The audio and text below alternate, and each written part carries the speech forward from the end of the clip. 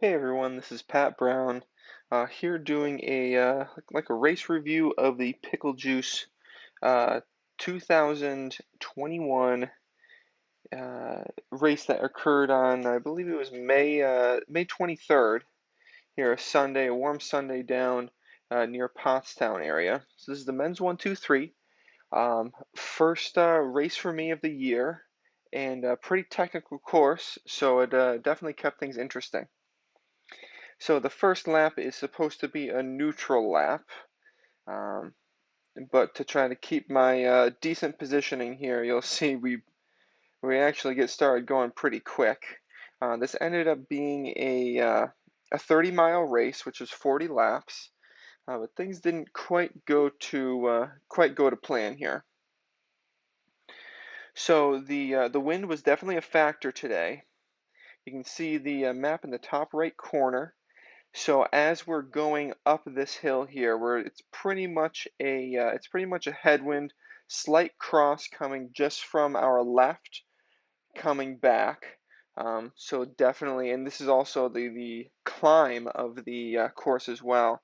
So pretty much we were going full gas up this every lap to keep the speeds up and also to put a hurt in the legs of the people who haven't been getting that high intensity in, which I was partially me because I'd just been working on some VO2 max intervals, not doing a lot of sharp stuff here before this race, but sharp enough to stay in the bunch and maybe see what I can do near the end.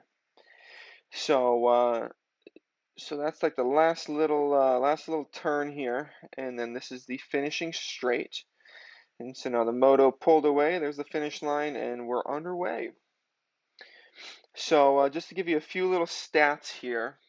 I really only have the average speed of the group here. We averaged around 29 miles an hour. We completed the 30 miles in about an hour and 2 minutes or so, a few seconds more than that.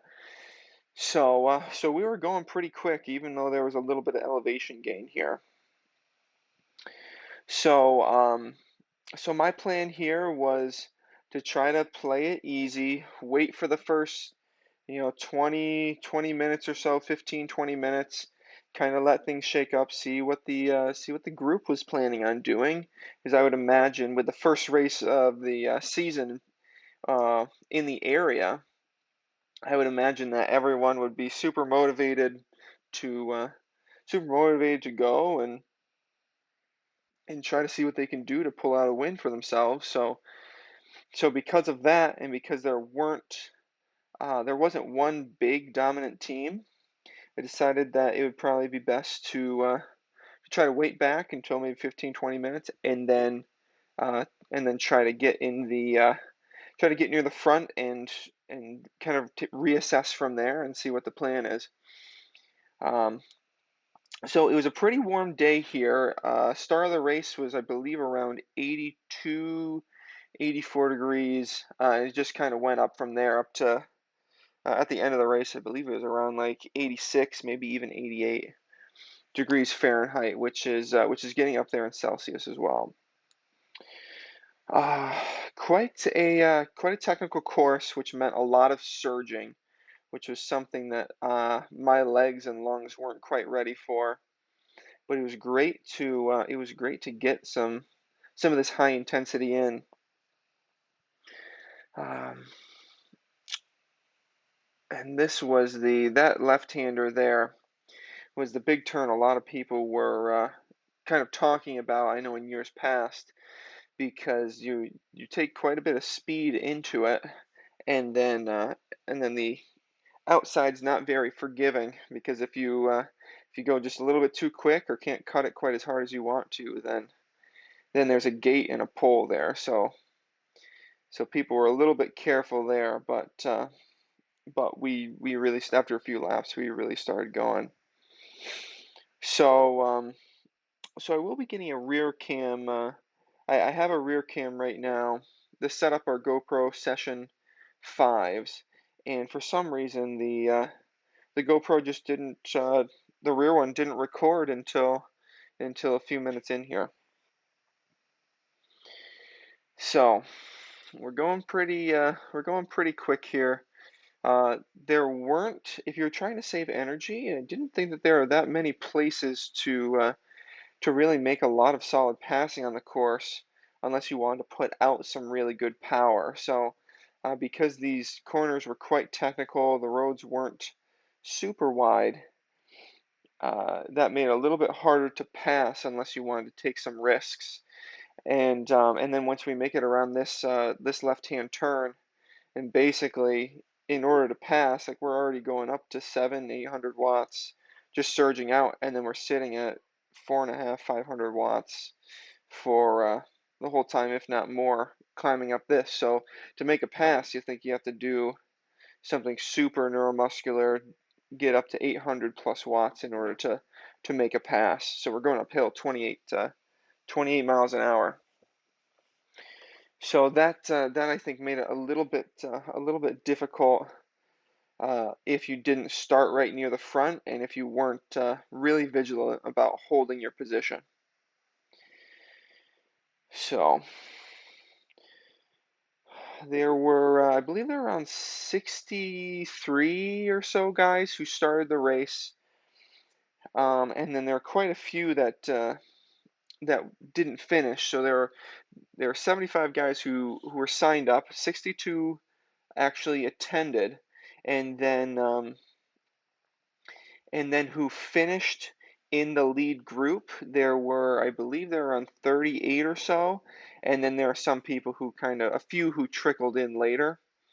But then the rest didn't finish, and there are a few reasons I think for that. So one of them would be that there was a crash, which we'll get to a little bit later, and also it was just, you can see we're lined out. There's a lot of guys going full gas, going really as hard as they can. There's not really a lot of time to sit in. Basically, once you're just barely able to almost catch your breath on after the start finish line, you get up to speed, and going through those technical bits.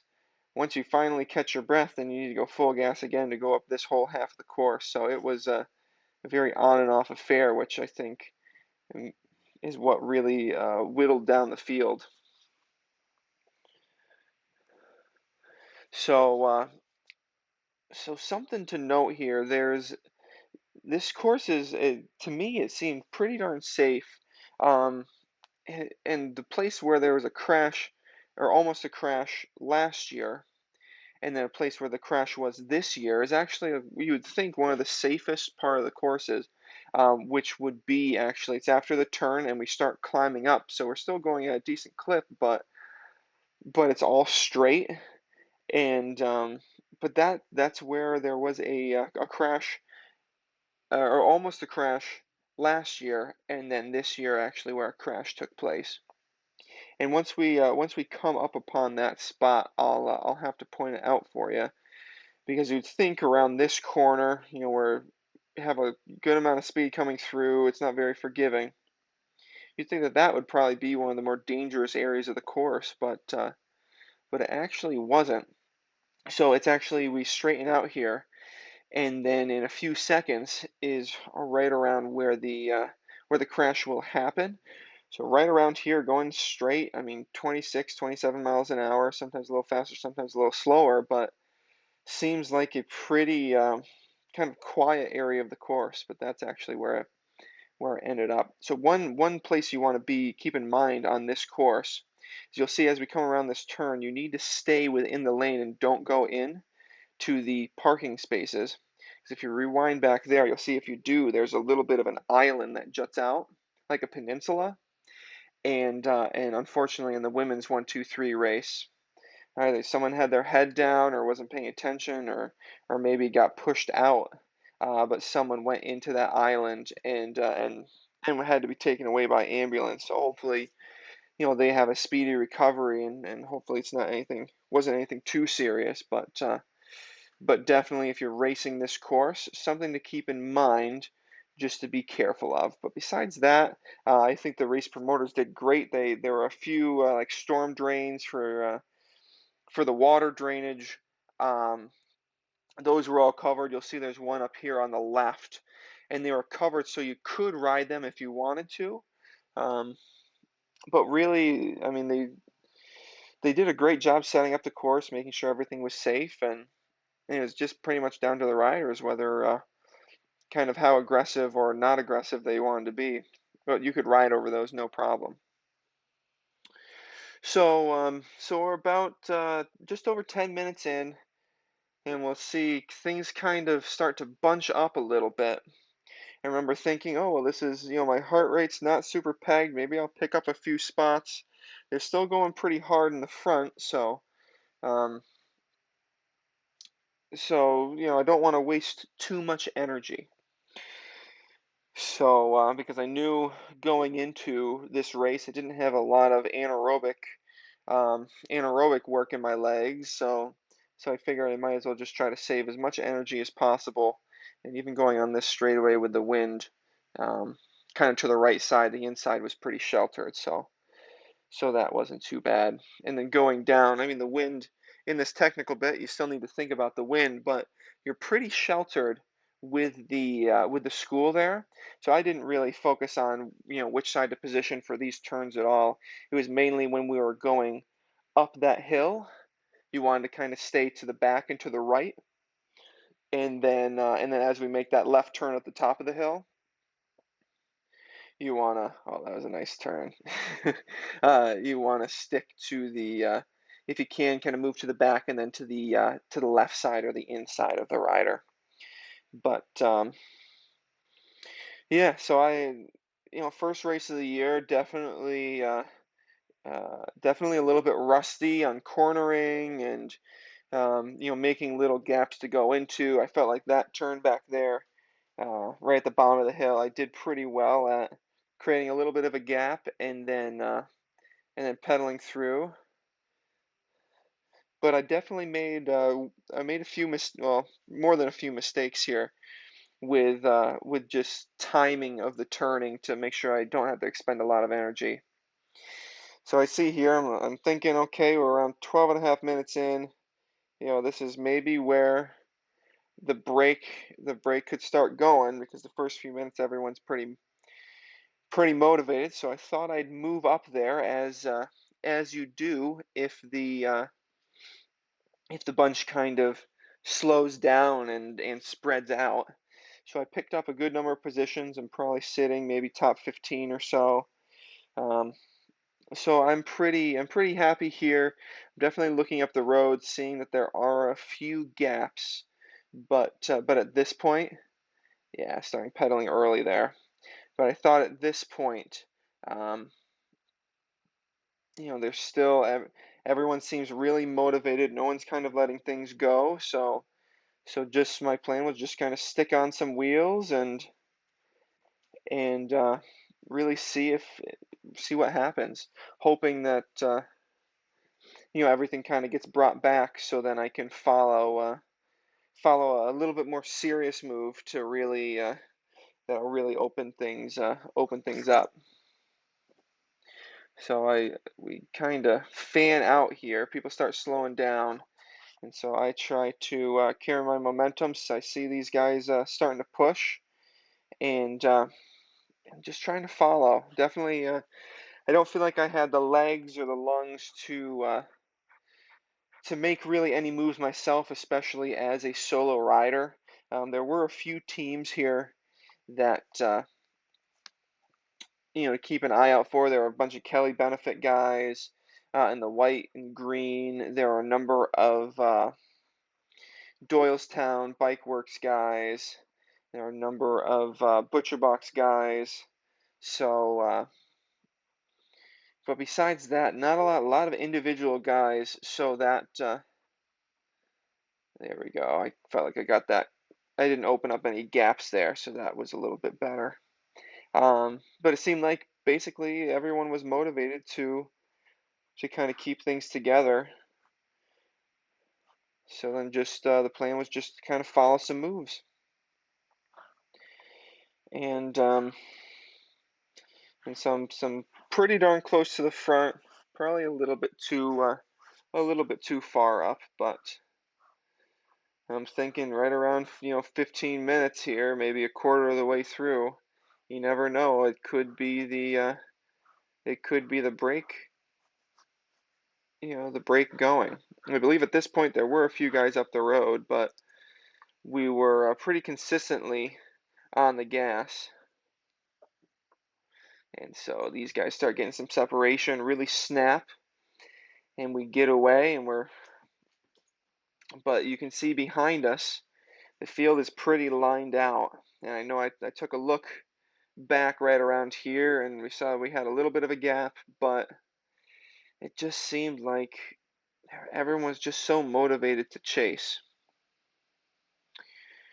So, with that in mind, I thought, well, we're probably at this point, everyone is pretty much willing to chase things back.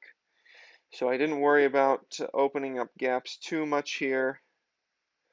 I was staying on the gaps and they don't right away, but I knew behind me we had the full pack, so these guys start kind of slowing down, so I just thought might as well save some energy here. And which makes us a little bit susceptible to a counter. We're only going 22 up that, which normally we're going 26, 27, maybe 28. So a little susceptible to a counter, which you can see right there. One goes, anticipating that, slowly start to accelerate. Yeah, watch out for that peninsula there. And this is definitely a mistake on my part. Those guys really accelerated hard. Yeah, I didn't react soon enough, but after that, I figured that, I have the group behind me, so I might as well let them close this up a little bit. And it just so happened that the riders in front then became not motivated, and that was it. So this guy on the right's going to squeeze me here. So that wasn't really appreciated, knowing I'm right there, but that's racing there. And so at this point, I'm not really convinced that there's going to be a breakaway anytime soon, being that the pack has just been reacting right on it. So I'm thinking I'll just take it a little bit easier here, maybe for another few minutes, and then I'll plan on getting back up to the front. And I think at that point, then I'll be in good shape to see maybe what kind of moves go and take it from there.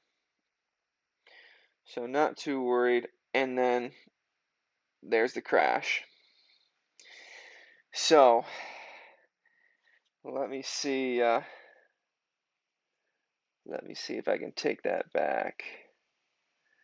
Yeah. So really unfortunate. The guy off to the right there, the guy who I went over. Basically, I tried to bunny hop, and that was I made it over with the front wheel. Basically, I was approaching the group. I was actually going a little bit faster than the group, which made it tough. So 17 or so minutes in, and that was that. So I was approaching the group, going a little bit quicker, which reduced my reaction time. Then I saw there were, I didn't really have an out to the left. I saw an out to the right, but I also saw a guy going down to the right. So that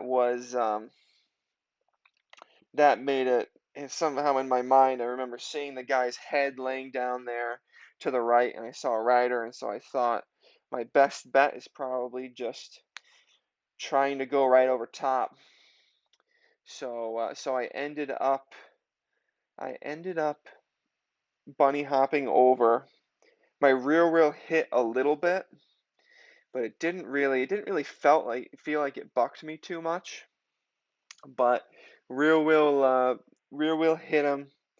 Then the guy, you'll see, he came from the right, he swerved around, and then he came back left to avoid another rider that went down, and then basically just went right into me, my shoulder, and that went into him, and then my that was basically it traction wise for my front wheel is just too much.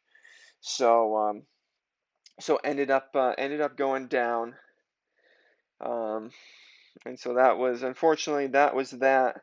Now, fortunately, I was able to pick myself up.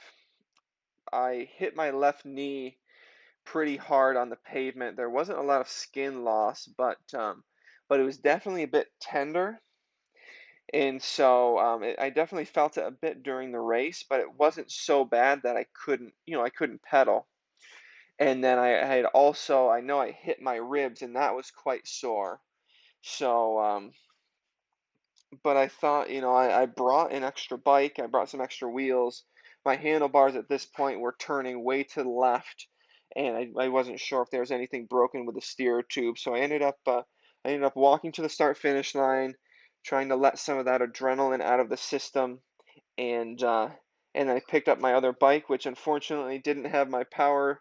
I couldn't link my head unit up to the power meter to it, and I didn't have any cameras on it. So that's basically the end of the footage here.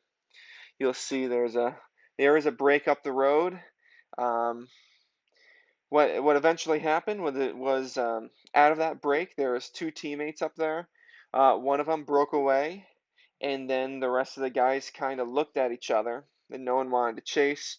So then it actually came down to a bunch sprint for second place, and at that point, I after this was about 20 minutes in, we still had another 40 minutes of racing, and at that point, I could start feeling it more with my ribs and my knee more. So I just decided it'd be best to. I was in pretty decent positioning, maybe I was right around 15th, 16th wheel, and with a few laps to go. So I just decided to hold it and hold my positioning, and that was about it for me. So an unfortunate ending um, to my first race. Right now, it's a few days later, and I'm still quite a bit sore with the bruised ribs. But I was able to get back on the bike just for a little spin. So hopefully, I'll be back to training here, getting some higher intensity in, and then we'll see you at the next race. I'll make sure to put up some more, maybe some slow-mo footage of the crash here. So we'll catch you next time.